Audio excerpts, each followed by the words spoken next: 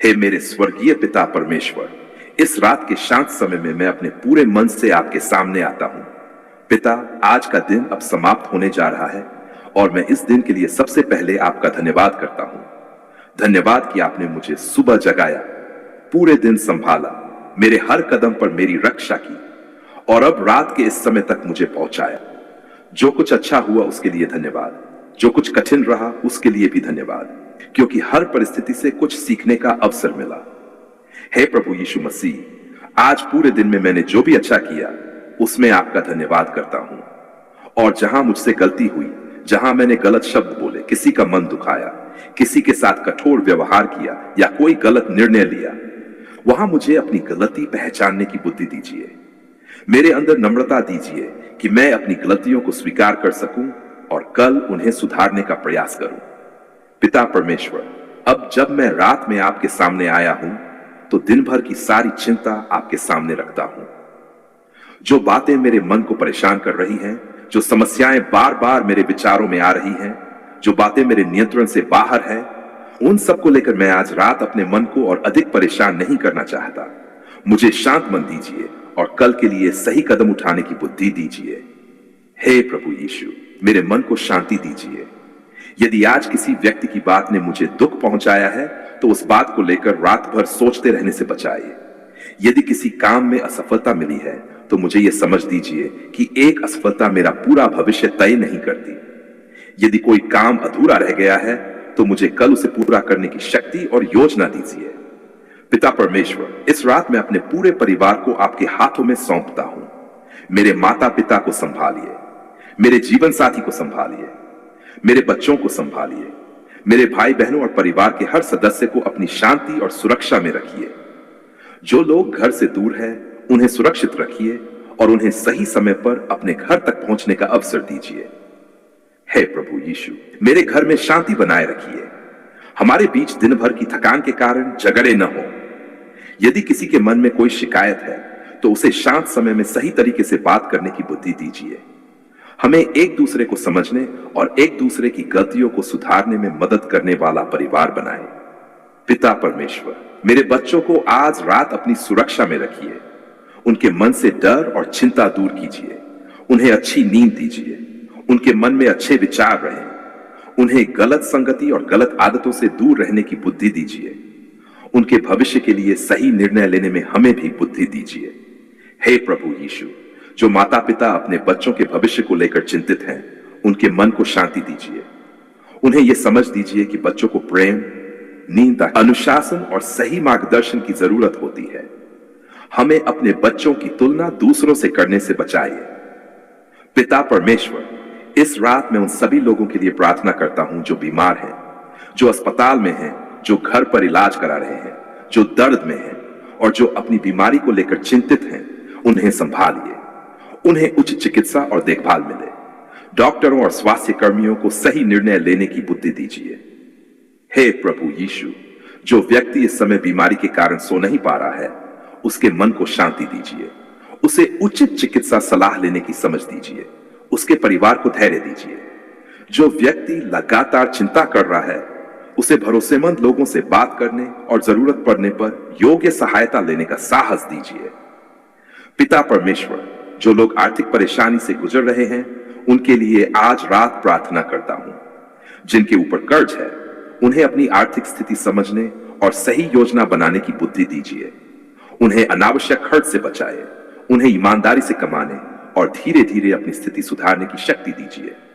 हे प्रभु यीशु, जो लोग बेरोजगार हैं, जो नौकरी खोज रहे हैं और जो नए रोजगार की तलाश में हैं, उनके लिए सही अवसर खोजने की बुद्धि दीजिए। उन्हें निराश होकर बैठने से बचाइए। उन्हें अपनी योग्यता बढ़ाने, सही जगह प्रयास करने और नए अवसरों को पहचानने की समझ दीजिए। पिता परमेश्वर, जो लोग व्यवसाय में संघर्ष कर रहे हैं, उन्हें सही निर्णय लेने की बुद्धि दीजिए। नुकसान होने पर घबराकर गलत कदम न उठाएं। उन्हें अपने खर्च, कमाई और भविष्य की योजना को समझने की बुद्धि दीजिए। हे प्रभु यीशु, जिनके घर में पैसों को लेकर तनाव है, उन्हें शांत होकर अपनी आर्थिक स्थिति पर बातचीत करने की समझ दीजिए। परिवार मिलकर बजट बनाए, जरूरी खर्चों को प्राथमिकता दे और भविष्य के लिए योजना बनाए। पिता परमेश्वर, आज रात उन लोगों के लिए प्रार्थना करता हूं जो अकेलेपन से परेशान हैं, जिनके पास अपनी बात कहने वाला कोई नहीं है। उन्हें भरोसेमंद लोगों से जुड़ने का साहस दीजिए। जो व्यक्ति अपने दुख को अपने अंदर दबाए बैठा है, उसे अपनी बात साझा करने की शक्ति दीजिए। हे प्रभु यीशु, जो व्यक्ति आज रोते हुए यह प्रार्थना सुन रहा है, उसके मन को शांति दीजिए। उसके आंसू आप जानते हैं, उसकी परिस्थिति आप जानते हैं। उसे घबराहट में कोई गलत निर्णय लेने से बचाए। उसे कल के लिए एक सही कदम उठाने की शक्ति दीजिए। पिता परमेश्वर, जिन परिवारों में आज झगड़ा हुआ है, उनके मन को शांत कीजिए। पति पत्नी को एक दूसरे की बात सुनने की बुद्धि दीजिए। माता पिता और बच्चों के बीच जो दूरी है, उसे समझ और प्रेम से कम करने का अवसर दीजिए। हे प्रभु यीशु, जहां रिश्तों में गंभीर समस्या है, वहां योग्य और भरोसेमंद सलाह लेने का साहस दीजिए। किसी को हिंसा, धमकी या अपमान को सहते रहने के लिए मजबूर न होना पड़े। हर व्यक्ति को अपनी सुरक्षा और सम्मान के लिए सही कदम उठाने की बुद्धि दीजिए। पिता परमेश्वर, आज रात मैं उन लोगों के लिए भी प्रार्थना करता हूं जो नशे की आदत से संघर्ष कर रहे हैं। उन्हें अपनी समस्या स्वीकार करने का साहस दीजिए। उन्हें उचित उपचार और सहयोग मिले। उनके परिवार को धैर्य दीजिए और उन्हें फिर से सही दिशा में चलने की शक्ति दीजिए। हे प्रभु यीशु, जो लोग गलत संगति में फंसे हैं, उन्हें समझ दीजिए कि कौन उनके जीवन को बेहतर बना रहा है और कौन उन्हें गलत दिशा में ले जा रहा है। उन्हें बुरी संगति से दूरी बनाने और अच्छी संगति चुनने की शक्ति दीजिए। पिता परमेश्वर, आज मैं अपने काम के लिए आपका धन्यवाद करता हूं। यदि आज मैंने मेहनत की तो धन्यवाद। यदि आज कुछ नया सीखा तो धन्यवाद। यदि आज कोई गलती हुई, उसे सीखने का अवसर देने के लिए धन्यवाद। कल मुझे अपने काम को और बेहतर तरीके से करने की बुद्धि दीजिए। हे प्रभु यीशु, यदि आज मुझे किसी ने अपमानित किया है, तो मेरे मन में बदले की भावना न रहने दीजिए। मुझे अपनी भावनाओं को समझने और सही तरीके से संभालने की बुद्धि दीजिए। यदि कोई सीमा बनाना जरूरी है, तो उसे सम्मानपूर्वक बनाने का साहस दीजिए। पिता परमेश्वर, यदि आज मैंने किसी को दुख दिया है, तो मुझे अपनी गलती स्वीकार करने की नम्रता दीजिए। कल सही समय पर माफी मांगने और अपने व्यवहार में सुधार करने की शक्ति दीजिए। हे प्रभु यीशु, मुझे अपनी असफलताओं के बारे में रात भर सोचते रहने से बचाए। मुझे यह समझ दीजिए कि आज का दिन समाप्त हो गया है और कल एक नया अवसर मिलेगा। मैं आज से सीखूं और कल बेहतर करने की कोशिश करूं। पिता परमेश्वर, इस रात मेरे मन से भविष्य का अनावश्यक डर दूर कीजिए। मुझे कल की जरूरतों के लिए योजना बनाने की बुद्धि दीजिए, लेकिन आज रात चिंता में अपनी नींद खराब करने से बचाए। हे प्रभु यीशु, मुझे अच्छी और शांत नींद दीजिए। मेरे शरीर की थकान दूर होने दीजिए। मेरे मन को आराम दीजिए। मुझे बार बार उठने वाली चिंताओं से बचाइए। सुबह जब मेरी आंखें खुले, तो मुझे नई ऊर्जा और नई आशा मिले। पिता परमेश्वर, जो लोग आज रात ठीक से सो नहीं पा रहे हैं, उनके लिए भी प्रार्थना करता हूं। जिनके मन में बहुत सारे विचार हैं, उन्हें अपने विचारों को व्यवस्थित करने की बुद्धि दीजिए।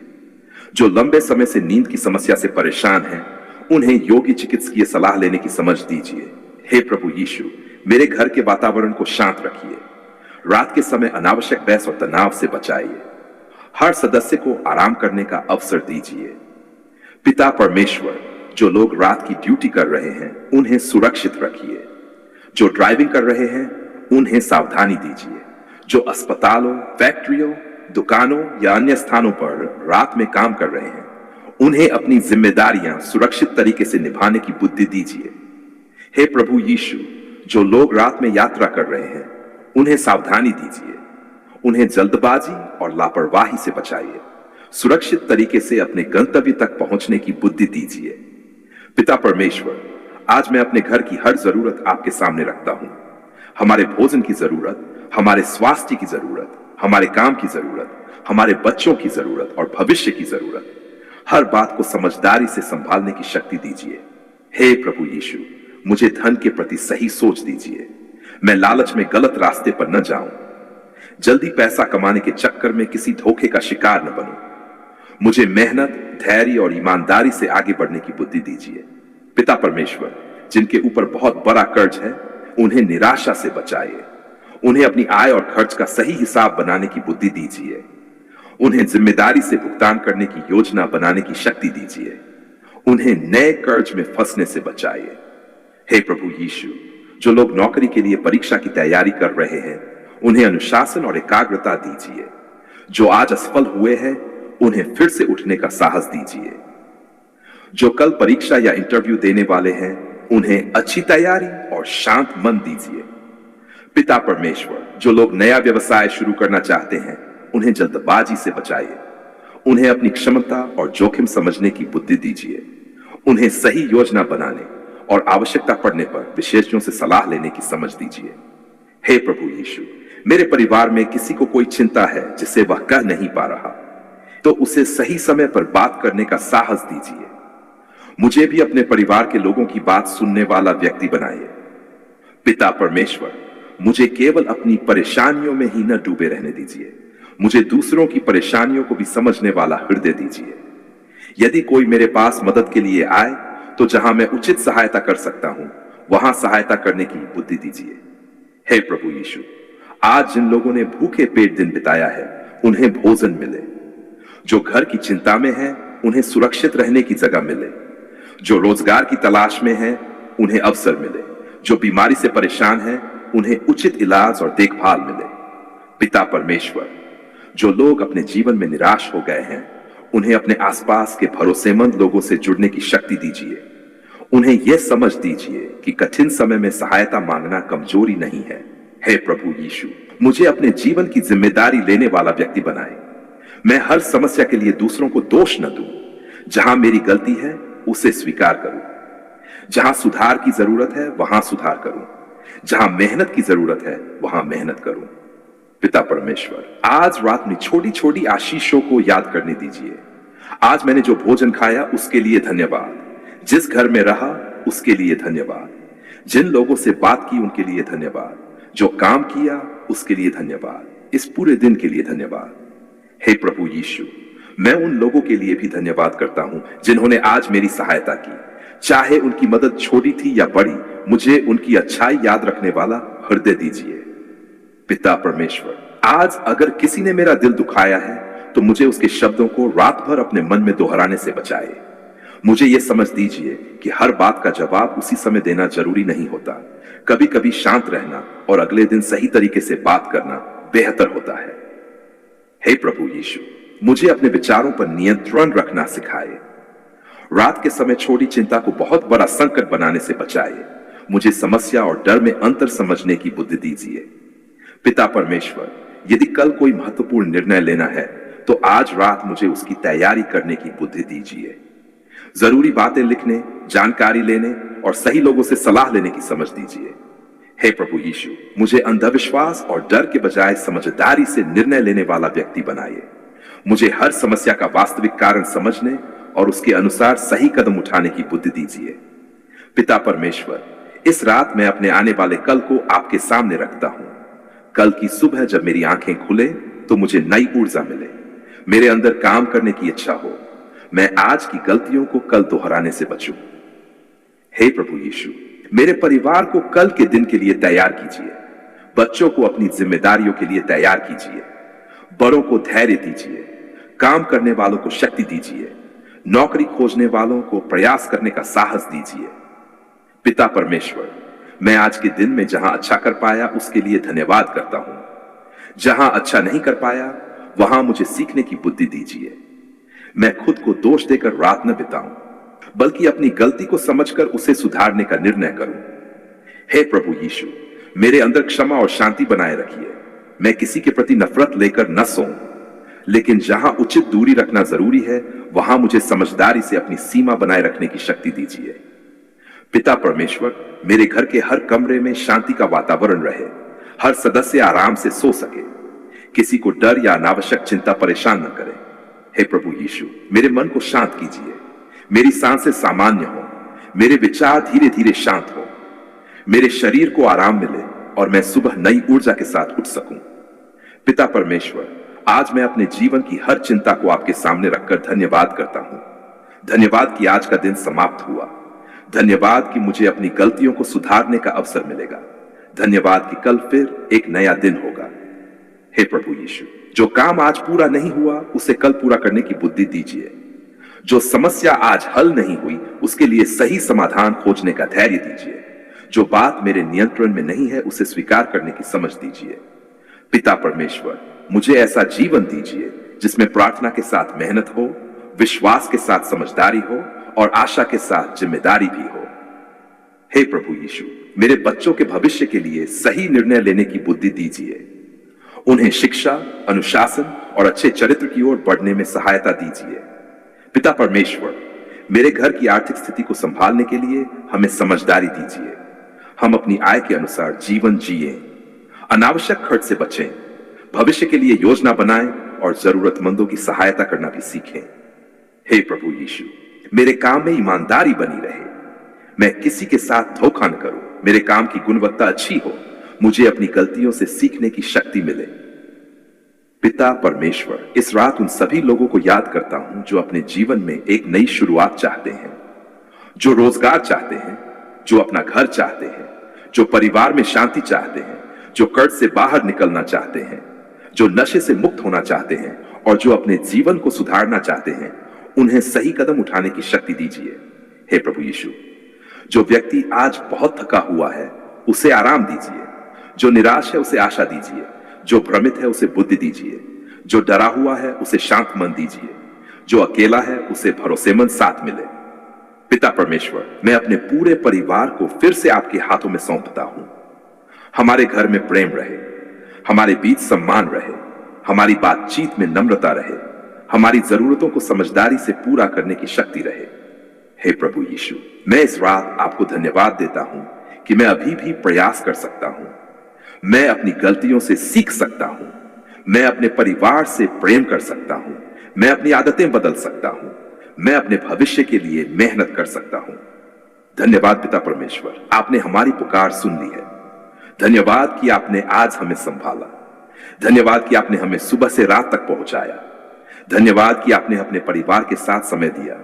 धन्यवाद कि आपने हमें काम करने, सीखने और आगे बढ़ने का अवसर दिया। पिता परमेश्वर, अब जब रात गहरी हो रही है, मैं अपने मन को आपकी शांति में विश्राम देना चाहता हूं। मुझे अच्छी नींद दीजिए। मेरी सारी चिंता को कल की जिम्मेदारियों के लिए सही योजना में बदलने की बुद्धि दीजिए। मुझे रात भर डर और बेचैनी में जागते रहने से बचाए। हे प्रभु यीशु मसीह, मेरे घर, मेरे परिवार, मेरे बच्चों, मेरे माता पिता, मेरे जीवन साथी और मेरे प्रियजनों को संभालिए। जो जहां है उसे सुरक्षित रखिए और उसे सही निर्णय लेने की बुद्धि दीजिए। पिता परमेश्वर, कल की सुबह जब मैं उठूं तो मेरे हृदय में धन्यवाद हो, मेरे मन में नई आशा हो, मेरे अंदर मेहनत करने की शक्ति हो, मेरे शब्दों में प्रेम हो, मेरे व्यवहार में नम्रता हो और मेरे निर्णयों में समझदारी हो। हे प्रभु यीशु, आज की रात मेरे लिए शांति की रात बने। मेरे शरीर को आराम मिले, मेरे मन को विश्राम मिले और मेरी आत्मा को आशा मिले। मैं अपनी सारी चिंताओं को छोड़कर कल के लिए सही कदम उठाने का संकल्प करता हूं। धन्यवाद पिता परमेश्वर, आपने हमारी पुकार सुन ली है। धन्यवाद मेरे जीवन के लिए, धन्यवाद मेरे परिवार के लिए, धन्यवाद मेरे घर के लिए, धन्यवाद मेरे भोजन के लिए, धन्यवाद मेरे काम के लिए, धन्यवाद हर छोटी बड़ी आशीष के लिए, धन्यवाद उन अनुभवों के लिए जिन्होंने मुझे सिखाया, धन्यवाद उस शक्ति के लिए जिससे मैं कल फिर उठकर प्रयास कर सकूंगा। हे मेरे स्वर्गीय पिता, मेरे जीवन को सही दिशा दीजिए, मेरे परिवार में शांति रखिए, मेरे घर में प्रेम रखिए, मेरे बच्चों को बुद्धि दीजिए, मेरे काम में ईमानदारी दीजिए, मेरे आर्थिक जीवन में समझदारी दीजिए, मेरे स्वास्थ्य में सावधानी दीजिए और मेरे मन में धैर्य बनाए रखिए। उपवास केवल भोजन से दूर रहने का समय नहीं है, बल्कि अपने जीवन को परमेश्वर के सामने जांचने, गलतियों को पहचानने, प्रार्थना करने और अपने व्यवहार में अच्छा बदलाव लाने का समय भी है। इसलिए उपवास समाप्त होने के बाद भी उस आत्मिक अनुशासन को अपने जीवन में बनाए रखना बहुत जरूरी है। हे पिता परमेश्वर, मैं आपका धन्यवाद करता हूं कि आपने मुझे उपवास के समय को पूरा करने की शक्ति दी। धन्यवाद कि आपने मुझे अपने सामने आने का अवसर दिया। अब जब मेरा उपवास समाप्त हो रहा है तो मुझे यह समझ दीजिए कि इस समय में मैंने जो सीखा है उसे अपने जीवन में लागू कर सकूं। मेरे अंदर केवल कुछ घंटों या कुछ दिनों के लिए बदलाव न हो, बल्कि मेरी सोच, मेरे शब्द और मेरे कामों में स्थायी अच्छा परिवर्तन आए। उपवास समाप्त करने के बाद सबसे पहले जल्दबाजी न करें। यदि आपने लंबे समय तक भोजन नहीं किया है तो अचानक बहुत ज्यादा या बहुत भारी भोजन करना शरीर के लिए परेशानी पैदा कर सकता है। धीरे धीरे और अपनी स्थिति के अनुसार भोजन शुरू करना बेहतर है। हल्का और आसानी से पचने वाला भोजन लिया जा सकता है और पर्याप्त पानी पीना चाहिए।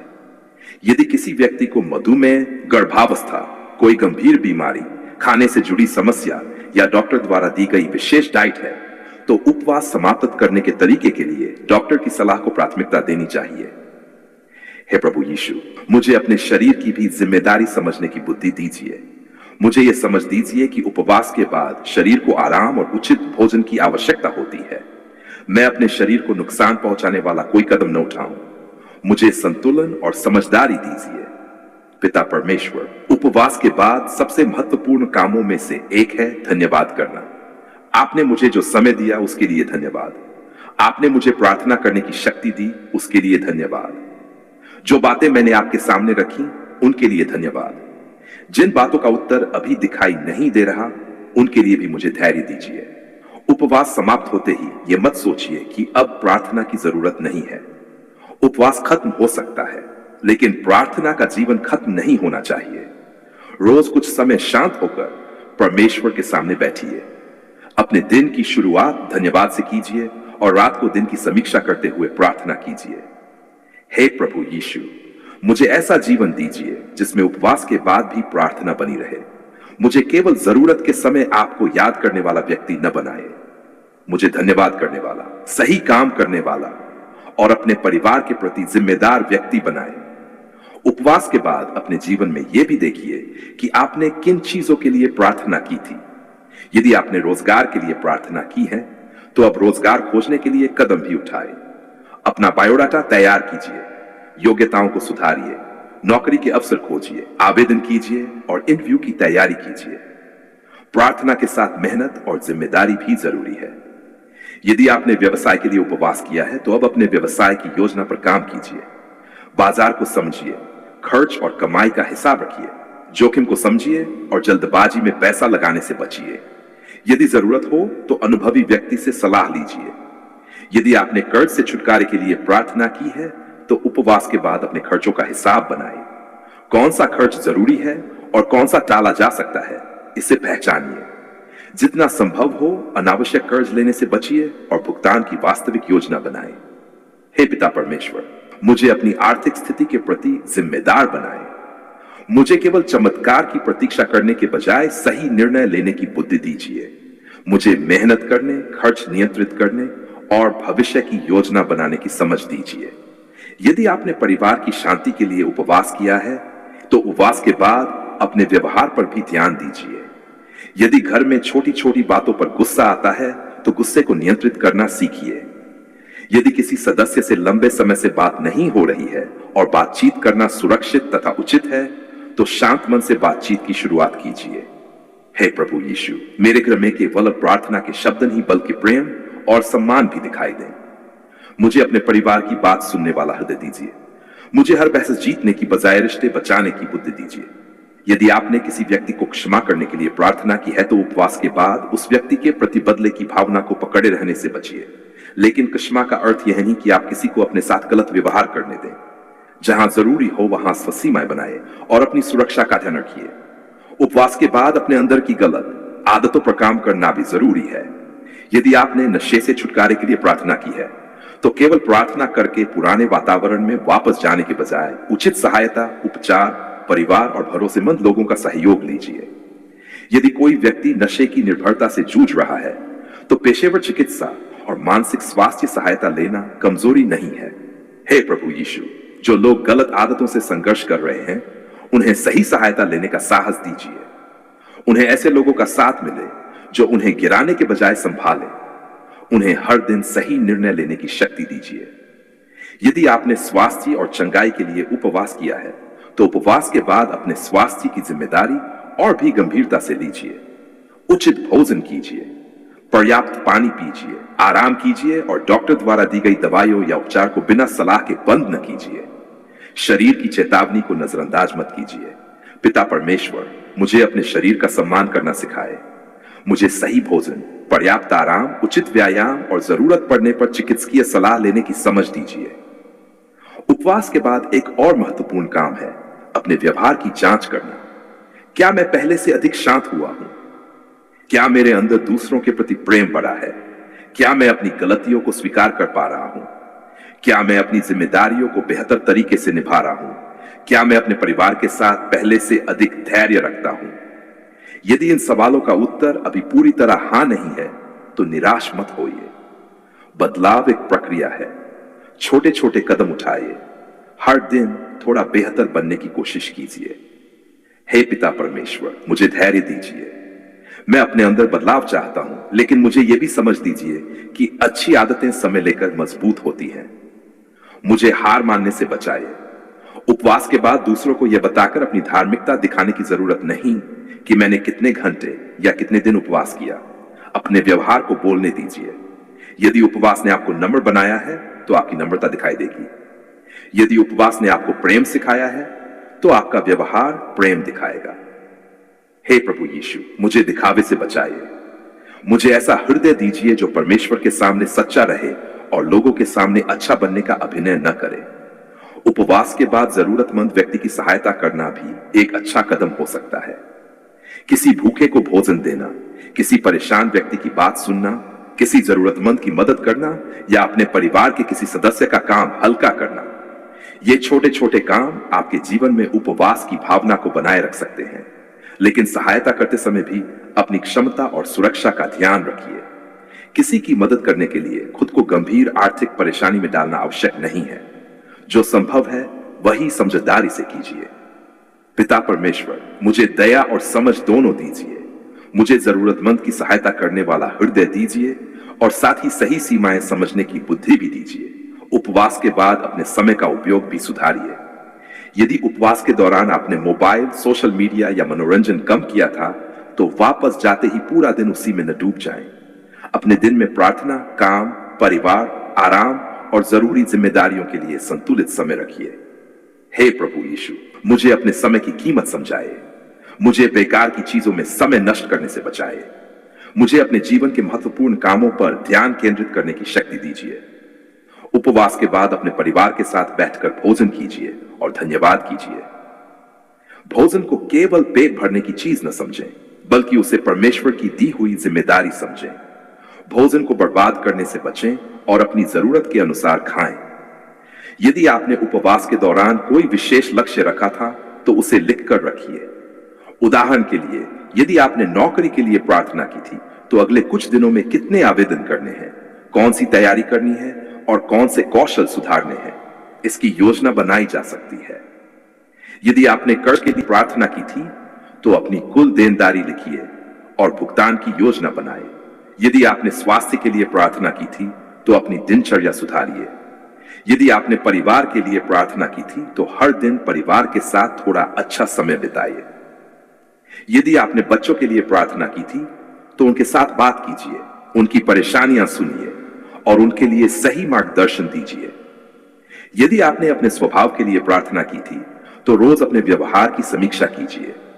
यही वह जगह है जहां उपवास आपके जीवन में वास्तविक बदलाव ला सकता है। हे पिता परमेश्वर, मुझे प्रार्थना के बाद कार्रवाई करने की बुद्धि दीजिए। जहां मेरे हाथ में काम है वहां मैं काम करूं।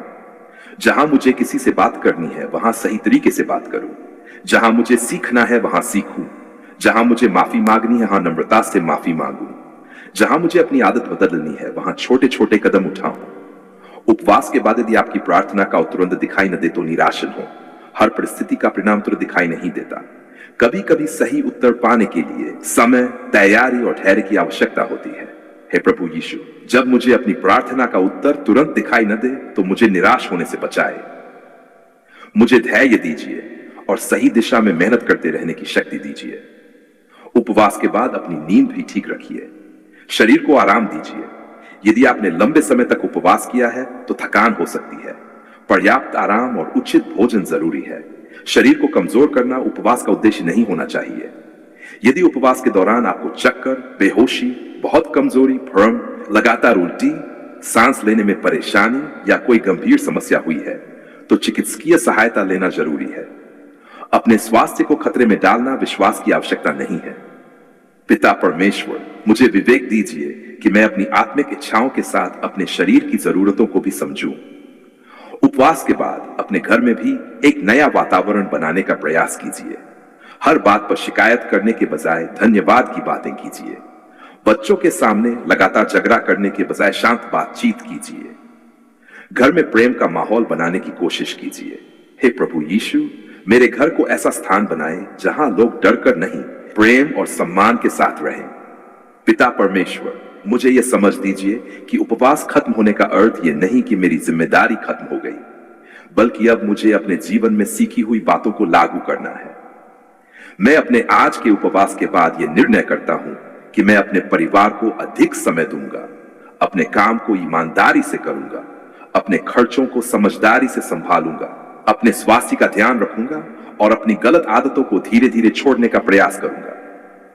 हे प्रभु यीशु, जब मैं गिरूं तो मुझे फिर उठने की शक्ति दीजिए। जब मैं गलती करूं तो मुझे सीखने की बुद्धि दीजिए। जब मैं सफल हूं तो मुझे घमंड से बचाइए। जब मैं असफल हूं तो मुझे निराशा से बचाइए। पिता परमेश्वर, मुझे ऐसा जीवन दीजिए जिसमें प्रार्थना और मेहनत दोनों हो, विश्वास और समझदारी दोनों हो, प्रेम और अनुशासन दोनों हो, धैर्य और प्रयास दोनों हो। आज उपवास समाप्त होने के बाद मैं आपका धन्यवाद करता हूं। धन्यवाद कि आपने मुझे अपने जीवन पर विचार करने का अवसर दिया। धन्यवाद कि मुझे अपनी गलतियों को देखने का अवसर मिला। धन्यवाद कि मैं नई शुरुआत कर सकता हूं। हे प्रभु यीशु मसीह, मेरे अंदर जो भी अच्छा बदलाव शुरू हुआ है उसे मजबूत करने की शक्ति दीजिए। मुझे वापस पुरानी गलत आदतों में जाने से बचाए। मेरे मन को स्थिर रखिए और मुझे हर दिन बेहतर बनने की प्रेरणा दीजिए। पिता परमेश्वर, मेरे परिवार को आशीष दीजिए। हमारे घर में शांति और प्रेम बनाए रखिए। बच्चों को सही दिशा दीजिए। रोजगार की तलाश करने वालों को सही अवसर खोजने की बुद्धि दीजिए। व्यवसाय करने वालों को सही निर्णय लेने की समझ दीजिए। कर्ज में फंसे लोगों को आर्थिक अनुशासन और सही योजना बनाने की शक्ति दीजिए। बीमार लोगों को उचित चिकित्सा और देखभाल मिले। दुखी लोगों को भरोसेमंद सहारा मिले। हे प्रभु यीशु, जो व्यक्ति आज उपवास समाप्त कर रहा है उसे समझ दीजिए कि अब उसे अपने जीवन में क्या कदम उठाने हैं। उसे आलस्य में न जाने दीजिए। उसे केवल प्रार्थना के परिणाम की प्रतीक्षा करने के बजाय अपनी जिम्मेदारी निभाने वाला बनाए। पिता परमेश्वर, मेरे कदम सही दिशा में चले। मेरी मेहनत सही जगह लगे। मेरे निर्णय जल्दबाजी में न हो। मेरी जुबान से किसी का अनावश्यक अपमान न हो। मेरे हाथों से किसी का नुकसान न हो।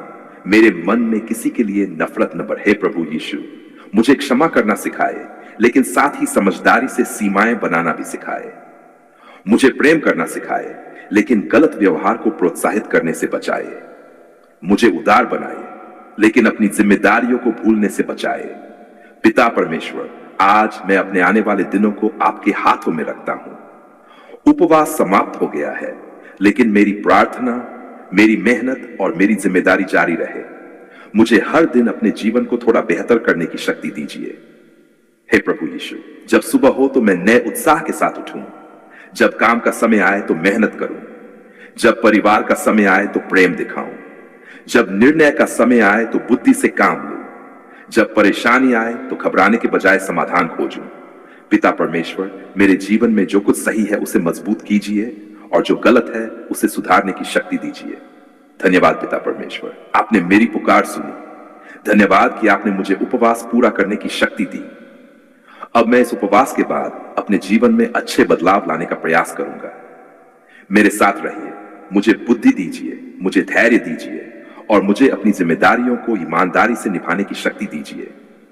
मेरे घर में शांति रहे, मेरे परिवार में प्रेम रहे, मेरे काम में ईमानदारी रहे, मेरे मन में धैर्य रहे और मेरे जीवन में सही निर्णय लेने की बुद्धि बनी रहे।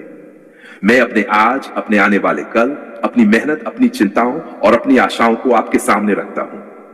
हे पिता परमेश्वर, मेरी प्रार्थना को केवल शब्द न रहने दीजिए, इसे मेरे जीवन के अच्छे बदलाव का कारण बनाए।